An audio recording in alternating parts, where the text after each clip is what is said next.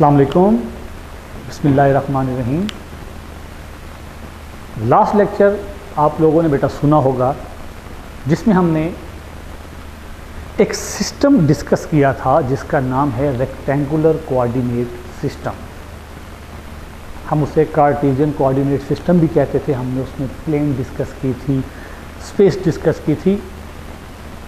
तो ये लेक्चर सुनने से पहले पिछला लेक्चर ज़रूर सुनिएगा ताकि इसको आप अंडरस्टैंड कर सकें। आज हम पढ़ना चाह रहे हैं एडिशन ऑफ वेक्टर।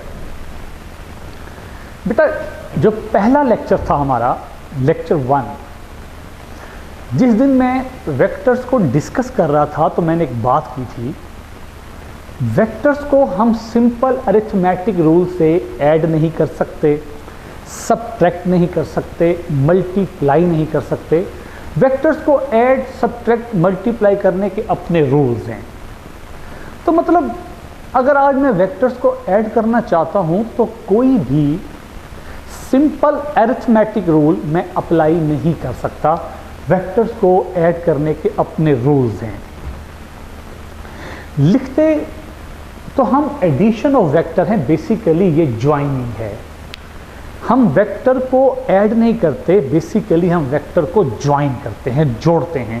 आज हम बेसिकली वेक्टर को जोड़ना सीखना चाहते हैं कि वेक्टर किस तरह आपस में जोड़े जाते हैं। तो उसकी हमारे पास बहुत सारी कंडीशन हैं। उनको पढ़ने से पहले अकेले ज़रा एक वेक्टर को डिस्कस कर लेते हैं। वेक्टर का ये जो एरो वाला साइड है इसे हम नाम देते हैं हेड भी, इसे हम नाम देते हैं टिप भी। हेड भी कहते हैं, टिप भी कहते हैं। जो ये है इसे हम नाम देते हैं टेल। वेक्टर की ये हेड और टेल डिस्कस करना इसलिए ज़रूरी था क्योंकि आज हम जो ज्वाइनिंग करेंगे उसमें ये दोनों ही इन्वॉल्व होंगे। हेड को कैसे यूज़ करना है, टेल कैसे यूज़ होगी, तो हमने इन चीज़ों को फॉलो करके चलना है। सबसे पहले सिंपल और सादा बात, एडिशन ऑफ पैरेलल वेक्टर्स। अगर हमारे पास दो ऐसे वेक्टर्स हैं जो कि एक दूसरे के पैरेलल हैं, पैरेलल वेक्टर वो होते हैं जिन दोनों की डायरेक्शन सेम होती है। ऐसे तमाम वेक्टर्स जिनकी डायरेक्शन सेम होती है उनको हम नाम देते हैं पैरेलल वेक्टर। अगर हमारे पास दो ऐसे वेक्टर्स हैं जो कि एक दूसरे के पैरेलल हैं, उन्हें हम कैसे ऐड करेंगे? देखिए बेटा, एक वेक्टर हमारे पास ए है, एक वेक्टर हमारे पास बी है। आप देख सकते हैं मैंने दो ऐसे वेक्टर ज्वाइन किए हैं। पहले वेक्टर की हेड के साथ दूसरे वेक्टर की टेल जोड़ी है। दो ऐसे वेक्टर ज्वाइन किए हैं जिन दोनों की डायरेक्शन बिल्कुल सेम है। इसका मतलब ये दोनों वेक्टर एक दूसरे के पैरेलल हैं। जब दो पैरेलल वेक्टर्स का हमें सम चाहिए हो, एडिशन चाहिए हो, तो याद रखिएगा यहाँ पे कोई लंबा चौड़ा रूल नहीं है। दो वेक्टर पैरेलल हों तो समझ लें उन दोनों का जो रिजल्टेंट होता है, उन दोनों का जो रिजल्ट होता है वो सिंपली उन दोनों का सम होता है a प्लस बी। और याद रखिएगा दो वेक्टर्स का जो सम है, जो मजमुआ है, ये इसी कंडीशन में ही मैक्सिमम होता है, ज़्यादा से ज़्यादा होता है। दो वेक्टर्स की एडिशन उस वक्त मैक्सिमम आती है, ज़्यादा से ज़्यादा आती है जब वो दो वेक्टर्स एक दूसरे के पैरेलल होते हैं। ये हमारा मैक्सिमम आंसर होता है। मतलब दो वेक्टर ऐड होके इससे बड़ा आंसर नहीं दे सकते। तो दूसरे लफ्ज़ों में हम ये भी कह सकते हैं जब दो वेक्टर्स के दरमियान बनने वाला एंगल 0 डिग्री का है, उस वक्त भी उनका जो सम है ना मैक्सिमम होता है, ज़्यादा से ज़्यादा होता है। आगे चलते हैं जी। बेटा ऐसा भी तो हो सकता है, हम बात करते हैं addition of anti parallel vectors. अब हम जो बात कर रहे हैं वो ये है, दो हमारे पास ऐसे वेक्टर्स हैं जिनकी डायरेक्शन सेम नहीं, एक ये हो गया, एक हमारे पास ये वेक्टर हो गया, दोनों एक दूसरे के एंटी पैरेलल हैं, टोटली अपोजिट डायरेक्शन में हैं। जब हमें ऐसे दो वेक्टर्स का सम चाहिए होता है तो इनको हम सिंपली, जो इनमें बड़ा वेक्टर होता है, छोटे वेक्टर के साथ उसका डिफरेंस ले लेते हैं। कोई हम इसके ऊपर कोई रूल, कोई ऐसा कोई कॉन्सेप्ट नहीं लगाते। पैरेलल हो सिंपली ऐड कर लो, एंटी पैरेलल हो डिफरेंस ले लो। जैसे हमने पैरेलल पे कहा था कि इन दोनों के दरमियान बनने वाला एंगल 0 है, तो एंटी पैरेलल पे बनने वाला एंगल 180। जब हम 180 की बात करते हैं तो 180 पे हम जो दो वेक्टर्स का सम लेते हैं, बेसिकली वो उन दोनों का डिफरेंस होता है। तो जो रिजल्टेंट आएगा फिर वो किस तरफ होगा, तो आप देखें अगर ये वेक्टर इस तरफ है और इसकी मैग्नीट्यूड भी कम दिखाई दे रही है, तो इतना वेक्टर भी इसमें से माइनस हो जाएगा। रिजल्टेंट उस डायरेक्शन में लाई कर रहा होगा जो कि बड़ा वेक्टर होगा। कहीं इस तरफ हमारे पास इसका रिजल्टेंट आ रहा होगा जो कि ए वेक्टर का पार्ट बनेगा और इस तरफ कहीं आएगा, ये टुकड़ा इसमें से हम निकाल देंगे। लेकिन अगर, अब ये तो सिंपल सी सादा सी सिचुएशन थी, अगर हमारे पास कंडीशन आ जाए ये addition of vectors of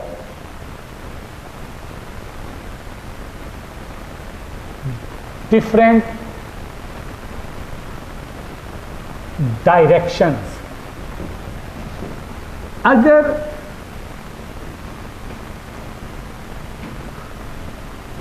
situation कुछ इस तरह की क्रिएट हो जाए, अब आप क्या देख रहे हैं बेटा, एक वेक्टर ए एक वेक्टर बी ना पैरेलल हैं ना एंटी पैरेलल हैं, कोई प्रॉपर डायरेक्शन नहीं है, ये इस तरफ लाई कर रहा है, ये इस तरफ लाई कर रहा है।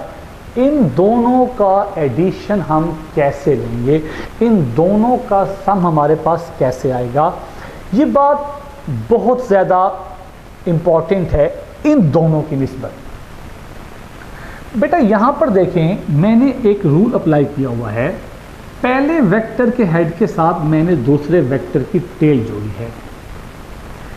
ऐसा प्रोसेस, ऐसा रूल जिसमें हम पहले वेक्टर के हेड को दूसरे वेक्टर की टेल के साथ जोड़ दें, तीसरे वेक्टर कोई यहाँ पर है तो उसकी टेल को हम जोड़ दें दूसरे वेक्टर के हेड के साथ, सो ऑन चलते जाएं।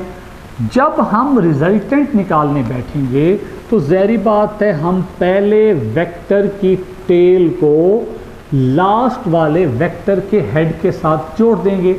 अब जो मैंने ये ड्रॉ किया है ना, जो मैंने पहले वेक्टर की टेल से लास्ट वेक्टर के हेड तक ड्रॉ किया है, इसे हम नाम देते हैं रिजल्टेंट वेक्टर। अब जो मैं ये रिजल्टेंट वेक्टर निकाली बैठा हूँ है तो ये a प्लस बी। मैं बहुत सारी बातें मुझे इसमें दिखाई दे रही हैं जो इस वक्त एक्सप्लेन करना बनती हैं, ज़रूरी हैं, लेकिन जो सिंपल सादा बात है पहले वो हम डिस्कस कर, जो सिंपल बातें हैं हमारे पास, वो प्रोसेस जिसमें हम पहले वेक्टर के हेड को दूसरे वेक्टर की टेल से जोड़ दें और आखिरी वेक्टर के हेड को पहले वेक्टर की टेल से जोड़ें, तो इस रूल को हम नाम देते हैं head to tail rule. Head to tail rule simple जो मैंने ये अप्लाई कर दिया, ये हेड टू टेल है। लेकिन बेटा इतना तो मैं भी जानता हूं कि इस वक्त आपके माइंड में क्वेश्चन है, और वो क्वेश्चन ये है, सर जब आपने दो पैरेलल वेक्टर ऐड किए थे तब भी आपने कहा था रिजल्टेंट a प्लस बी है, तो यहाँ भी आप कह रहे हैं रिजल्टेंट a प्लस बी है, तो फिर इसमें और इसमें फ़र्क तो ना हुआ, ये तो फिर दोनों एक जैसी बातें हुई, तो बिल्कुल भी एक जैसी बातें नहीं हैं। ये एक अलग चीज़ है, ये एक अलग चीज़ है। ये मैंने रिजल्टेंट वेक्टर बनाया है, ये उसकी मैग्नीट्यूड नहीं है कि ये कितनी मिकदार का होगा, ये वेक्टर कितनी मैग्नीट्यूड रखता होगा। वो बात इस वक्त डिस्कस करना बहुत ज़रूरी है। अगर मैं वो प्रूव नहीं कर रहा क्योंकि वो इसलिए कि वो आपका रेलिवेंट नहीं है, लेकिन वो फार्मूला देना बहुत ज़रूरी है। अगर इस कंडीशन में हमें किसी वेक्टर के रिजल्टेंट का मैग्नीट्यूड चाहिए हो कि वो कितनी मिकदार रखता है, तो उसके लिए हम फार्मूला यूज़ करते हैं। इसकी अपनी एक डेरिवेशन है लेंथी, फिर मैं किसी दिन किसी लेक्चर में कर दूंगा। A square B square plus 2ab cos theta. अब जब इसकी मैग्नीट्यूड निकालनी है, जिसमें हमारे पास यहाँ पर कोई ना कोई बनने वाला एंगल है जो कि ना ही 0 है ना ही 180 है, इन दोनों के दरमियान कोई एंगल है, तो उसकी मैग्नीट्यूड हम इस फार्मूले से निकालते हैं, जो हमें अब क्लियर होगी कि मैं यहाँ पर कहना क्या चाह रहा था, मैं यहाँ पर क्या बात एक्सप्लेन करना चाह रहा था, वो ज़रा देखें। एक लम्हे के लिए मान लेते हैं हमारे पास जो ये वेक्टर था, ये था जी 4 मीटर का, ये वेक्टर था जी 3 मीटर का। जब ये दोनों पैरेलल थे तो मैं सिंपली कहूँगा 4 + 3 7, जो रिजल्टेंट आएगा मेरे पास वो 7 मीटर का आ गया। 4 + 3 7। अगर मैं यहाँ आऊँ, इसको भी मैं मान लूँ ये 4 मीटर का था और ये मेरे पास पड़ा हुआ है 3 मीटर का, जो मैंने उसके अपोजिट लगाया था। अब तो ज़ाहिर बात है 4 - 3 मेरे पास 1 आ जाएगा। यहाँ मैं कह रहा हूँ कि सिचुएशन के मुताबिक 7 मीटर आंसर आ रहा है, यहाँ हमारे पास 1 मीटर आंसर आ रहा है। देखें, दो वेक्टर्स के दरमियान ऐड करते हुए मैक्सिमम एंगल 0 से लेकर 180 तक हो सकता है। 0 पे आंसर 7 मीटर आ रहा है, 180 पे आंसर 1 मीटर आ रहा है, जो मुझे ये बताना चाह रहा है इन दो वेक्टर का रिजल्टेंट 1 मीटर से लेकर 7 मीटर तक कहीं भी लाई कर सकता है। 1 से 7 तक, मिनिमम 1 मैक्सिमम 7, इनके दरमियान कहीं भी लाई कर सकता है। लेकिन अगर मैं इन दोनों एंगल्स को छोड़कर किसी इस एंगल पे आ जाता हूं कि मेरे पास सिचुएशन कुछ ये है कि बेटे एक वेक्टर जो A मैं बार बार कह रहा हूं 4 मीटर का, दूसरा वेक्टर B जो मैं कह रहा हूं 3 मीटर का। इस वक्त मैंने इनके दरमियान एंगल रख लिया 90, रिजल्टेंट पे गया तो ज़ाहिर बात है शो तो यहाँ A + B कर रहा हूं, लेकिन आंसर की मैग्नीट्यूड क्या होगी? मैंने पहले कहा ये वाला फार्मूला मेरी पूरी हेल्प करेगा। अब देखें, यहां मैं एंगल लिए खड़ा हूं 90, cos 90 0, ये टुकड़ा खत्म हो गया। जब दो वेक्टर परपेंडिकुलर आ गए तो ये टुकड़ा खत्म हो गया। जब ये टुकड़ा खत्म हुआ, इट मीन्स जब दो वेक्टर एक दूसरे के परपेंडिकुलर हो गए, अब तो मैं सिंपली इस फार्मूले को यूं भी यूज कर सकता हूं, R = A² + B²। अब A मेरे पास क्या है 4, 4² 16, 3² 9, 16 + 9, 4 का स्क्वायर 16 लिख देता हूं,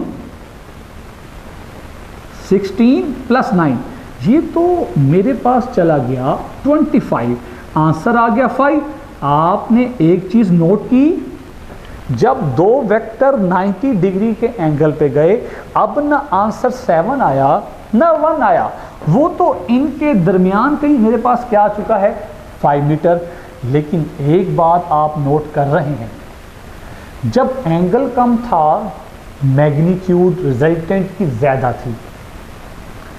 एंगल 0 से बढ़ के 90 पे गया, मैग्नीट्यूड कम हो गई। एंगल 90 से बढ़ के 180 पे गया, मैग्नीट्यूड और कम हो गई। इसका मतलब ये हुआ, जब दो वेक्टर्स के दरमियान बनने वाला एंगल इंक्रीजिंग पे लगा होता है, बढ़ रहा होता है, उनके एडिशन की जो मैग्नीट्यूड रिजल्टेंट में आ रही होती है वो कम होती जाती है, डिक्रीज होती जाती है। एंगल जितना बढ़ता गया, रिजल्टेंट की मैग्नीट्यूड उतनी कम होती गई। इट मीन्स एडिशन हमें एक बात बता रही है, दो वेक्टर जितने कम एंगल पे जुड़े होंगे मैग्नीट्यूड ज्यादा, जितने ज्यादा एंगल पे जुड़े होंगे मैग्नीट्यूड कम। तो इसी तरह यकीनन यहाँ पर भी कोई ना कोई एंगल की वैल्यू तो होगी। जब हम उस वैल्यू को यहाँ पे लेके आएंगे तो हमारे पास कुछ और आंसर आएगा। तो मतलब जब हमारे पास यहाँ पर कोई ऐसा एंगल हो जो ना कि 0 है ना 180 है, कुछ भी है, तो हम इस फार्मूले को यूज करके अपने प्रॉब्लम्स को हल कर सकते हैं।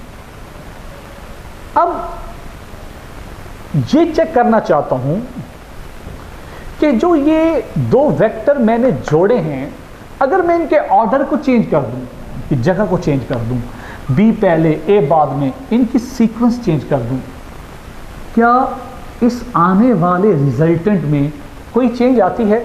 ज़रा इस चीज़ को देखते हैं। यहाँ पहले मैं ये डायग्राम ज़रा यहाँ पे ले आता हूँ ताकि दोनों में डिफरेंस थोड़ा सा क्लियर हो जाए। देखिए बेटा, पहला वेक्टर ए,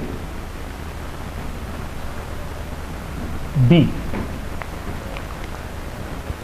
ये इन दोनों के दरमियान रिजल्टेंट क्या था जी हमारे पास? अब बार बार कह रहा हूं ये रिजल्टेंट वेक्टर है। और रिजल्टेंट वेक्टर क्या होता है? ये डायग्राम वाला हमें क्या बता रही है? ये रिजल्टेंट वेक्टर दो या दो से ज्यादा वेक्टर्स का कंबाइन इफेक्ट है। वो कंबाइन इफेक्ट ज्यादा भी आ सकता है, वो कंबाइन इफेक्ट कम भी आ सकता है। द कंबाइंड इफेक्ट ऑफ 2 और मोर वेक्टर्स, दो या दो से ज्यादा वेक्टर्स का जो कंबाइंड इफेक्ट है उससे हम नाम देते हैं रिजल्टेंट वेक्टर। अब जो दो वेक्टर मैंने यहां जोड़े, ये ए, ये बी, अगर ये दोनों वेक्टर एक ही प्लेन में हैं, दोनों वेक्टर एक ही प्लेन में हैं, मैं जरा इनको चेंज करता हूं। पहले ले आता हूं बी को, फिर ले आता हूं ए को। अब देखते हैं क्या होता है। बी जैसे यहां है मैंने वैसे यहां रख दिया, ए जैसे यहां है मैंने वैसे यहां रख दिया। ये पहले हमारे पास था ए प्लस बी, ये अब मेरे पास आया रिजल्टेंट बी प्लस ए। बेटा गौर करें, जितनी मैग्नीट्यूड ए प्लस बी की है उतनी मैग्नीट्यूड बी प्लस ए की है। जो डायरेक्शन इस रिजल्टेंट की है वही डायरेक्शन इसी रिजल्टेंट की है। एक वेक्टर के अंदर दो चीजें ही तो देखनी होती हैं, उसकी मैग्नीट्यूड और डायरेक्शन। दूसरा लेक्चर जो मैंने पढ़ाया था उसमें ये बात वाज़ेह थी, जब दो ऐसे वेक्टर हमारे पास आ जाएं जिनकी मैग्नीट्यूड और डायरेक्शन सेम हो, वो दोनों पैरेलल वेक्टर होते हैं, वो दोनों इक्वल वेक्टर होते हैं। उन्हें इक्वल कहना ज़्यादा बेहतर है क्योंकि उनकी मैग्नीट्यूड भी और डायरेक्शन दोनों सेम है। पैरेलल तो वो इसलिए है क्योंकि उनकी डायरेक्शन सेम है। यहाँ हमारे पास दो ऐसे वेक्टर आ गए हैं, ये भी वही डायरेक्शन है, ये भी वही डायरेक्शन है, ये भी वही मैग्नीट्यूड, भी वही मैग्नीट्यूड। इसका मतलब वेक्टर्स की ऑर्डर चेंज कर देने से हमारे आने वाले रिजल्टेंट वेक्टर पर कोई चेंज नहीं आई, उसकी मैग्नीट्यूड भी वही है, डायरेक्शन भी वही। इसका मतलब जो आंसर ए प्लस बी का आया वही आंसर बी प्लस ए का आया।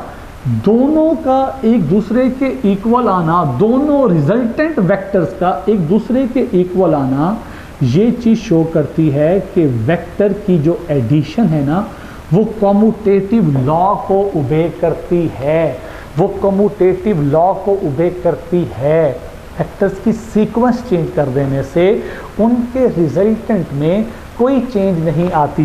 बेटा याद रखें, एंट्रेंस टेस्ट में बहुत से आप टेस्ट और भी देंगे एमसीक्यूज टाइप, आपको कंफ्यूज करने के लिए ऐसे घुमाएगा फिराएगा पेपर सेटर, तो वहाँ पर बहुत से एमसीक्यूज ऐसे शॉर्टकट में हल हो जाते हैं।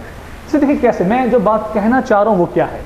लो जी, मैं मुदस्सिर मलिक पॉइंट ए से भागता भागता गया पॉइंट बी पर, पॉइंट ए से पॉइंट बी, पहाड़ों में घूम फिर रहा था। जैसे मैं बी पर पहुंचा बारिश शुरू हो गई, तेज बारिश। मैंने अपनी डायरेक्शन चेंज की कि मैं इस बारिश से बचना चाहता हूँ, भागता हुआ किसी पॉइंट सी पर आ गया। आगे देखता हूँ तो रास्ता ब्लॉक है, पहाड़ नीचे उतर रहा है, मजबूर हुआ, डायरेक्शन चेंज करनी पड़ गई, भाग के गया कहाँ पर जी, पॉइंट डी पर, यहाँ आया स्नोफॉल, फिर नीचे गया पॉइंट ई पर। तो आप देखिए मैं बड़ा ऐसे जिग-जैग मूव करता रहा हूँ।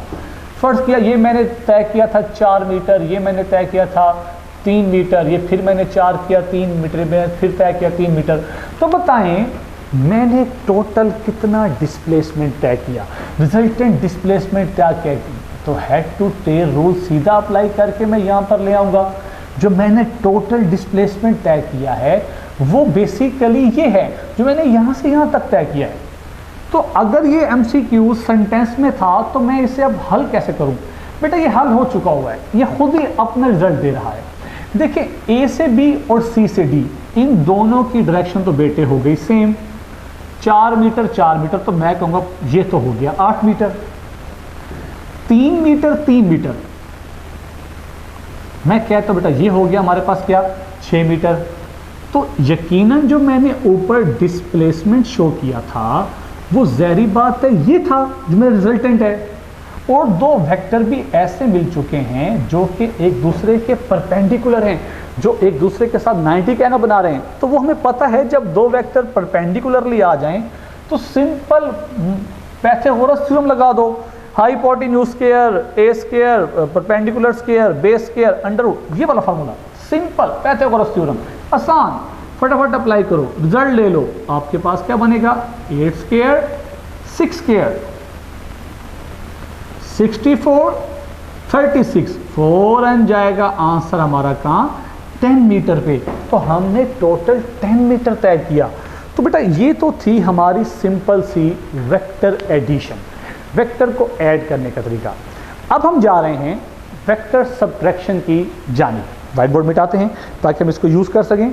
वेक्टर सब्ट्रैक्शन, ये थी हमारी एडिशन ऑफ वेक्टर। अब हम उससे अगली टर्म पे जा रहे हैं जिसका नाम है सब्ट्रैक्शन ऑफ वेक्टर। देखो बेटा मैंने हेडिंग तो दे दी सब्ट्रैक्शन ऑफ वेक्टर की, लेकिन इस तरह की कोई चीज़ है नहीं। फिर सब्ट्रैक्शन ऑफ वेक्टर में हम करेंगे क्या? बुक में है, एक्सप्लेन करना पड़ेगा, रियल में ऐसी कोई चीज़ है नहीं। तो फिर सब्ट्रैक्शन ऑफ वेक्टर में क्या है?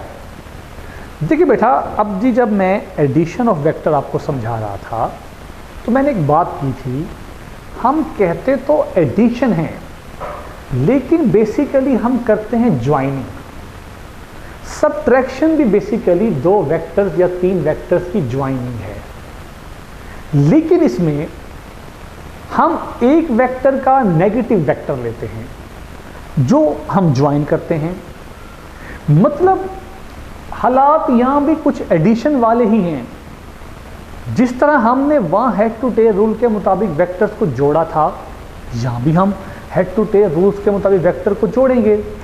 तो जरा देखें कि हम एडिशन ऑफ वेक्टर में क्या बात करना चाह रहे हैं। देखिए बेटा एक वेक्टर ए, ये मैंने उसके साथ एक वेक्टर जोड़ दिया बी। एक बात याद रखें जो बहुत इंपॉर्टेंट है, 2 वेक्टर्स के दरमियान कभी भी आपने एंगल जानना हो कि 2 वेक्टर्स के दरमियान कितना एंगल है, तो बेटा हमेशा उनकी आपस में जोड़ी जाती हैं टेल्स। जब हम 2 वेक्टर्स की आपस में टेल्स जोड़ते हैं ना, टेल्स आपस में जोड़ दी, तो हमें उनके दरमियान एग्जिस्ट करने वाला प्रॉपर एक एंगल मिल जाता है। अब मेरे पास ये वेक्टर भी पॉजिटिव है, ये भी पॉजिटिव है, लेकिन मैं लेना चाह रहा हूं 2 वेक्टर में सब्ट्रैक्शन, तो मुझे इनमें से एक वेक्टर का नेगेटिव वेक्टर चाहिए होगा। तो अगर मैं b का नेगेटिव वेक्टर बनाता हूं तो ज़ाहिर बात है मैं b के ऑपोजिट आऊंगा, ये मेरे पास -b आ जाएगा। अब मैं बेसिकली a और -b का एडिशन करना चाह रहा हूं, इनको जोड़ना चाह रहा हूं। वो जो रिजल्ट मेरे पास आएगा बेसिकली वो सब्ट्रैक्शन ऑफ वेक्टर का होगा। अब मैं इस वेक्टर को यहाँ ले आता हूँ, एक ही प्लेन में अगर ये दोनों हैं, मैंने इस वेक्टर को उठाया, वेक्टर बी को, ये मैं इस वेक्टर बी को शो करके कहीं ये इधर, ये माइनस बी को मैं यहाँ पे ले आया। एक ही प्लेन में रहते हुए जब हम एक वेक्टर को शिफ्ट कर रहे होते हैं दूसरी जगह पे बगैर उसके एंगल चेंज किए, इसे हम नाम देते हैं parallel shift of vector, parallel shift of vector, parallel shift of vector. तो ये मैंने basically parallel shift of vector किया। अगर मैं इसको यहाँ शिफ्ट कर सकता हूँ तो मैं इसको भी यहाँ शिफ्ट कर सकता हूँ, बी यहाँ शिफ्ट हो सकता है तो ए भी यहाँ शिफ्ट हो सकता है। ये हमारे पास बन चुकी है पैरेललोग्राम। पैरेललोग्राम में जब हम दो वेक्टर्स के दरमियान जो रिजल्टेंट ले रहे होते हैं, बेसिकली वो हम ले रहे होते हैं डायगोनल से।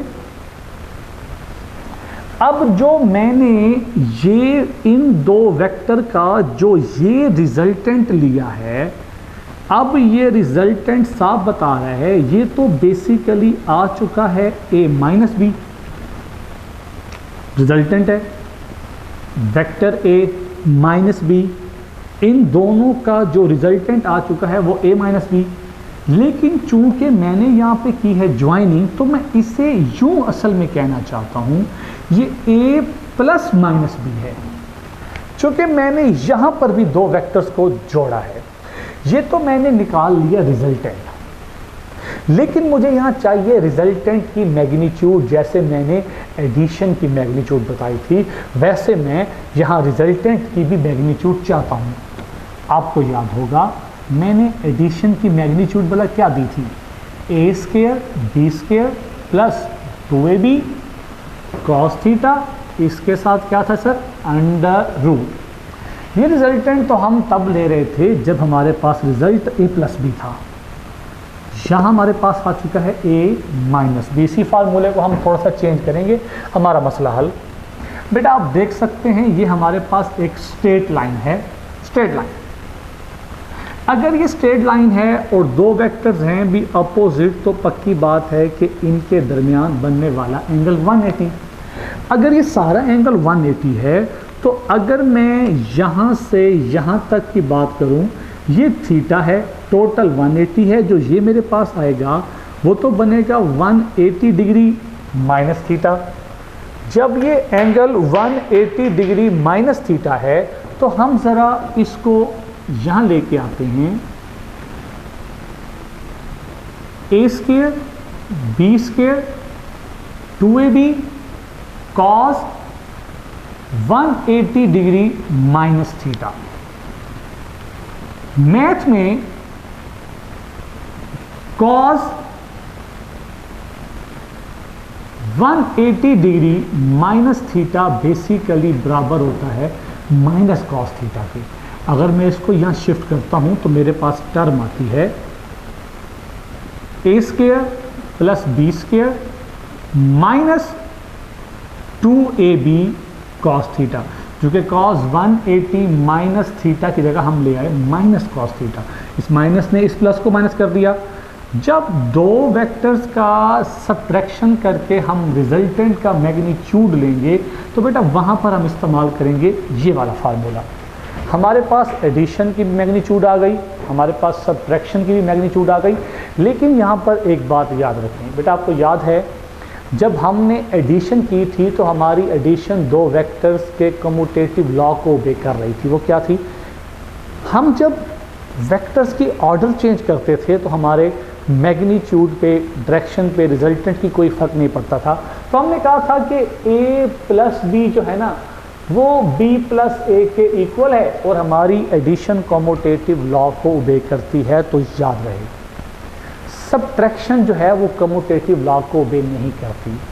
सब्ट्रैक्शन में जो हमारे पास a minus b is equal to b minus a वाला कॉन्सेप्ट है ना, मैग्नीट्यूड में तो इक्वल आ जाता है लेकिन डायरेक्शन में इक्वल नहीं आता।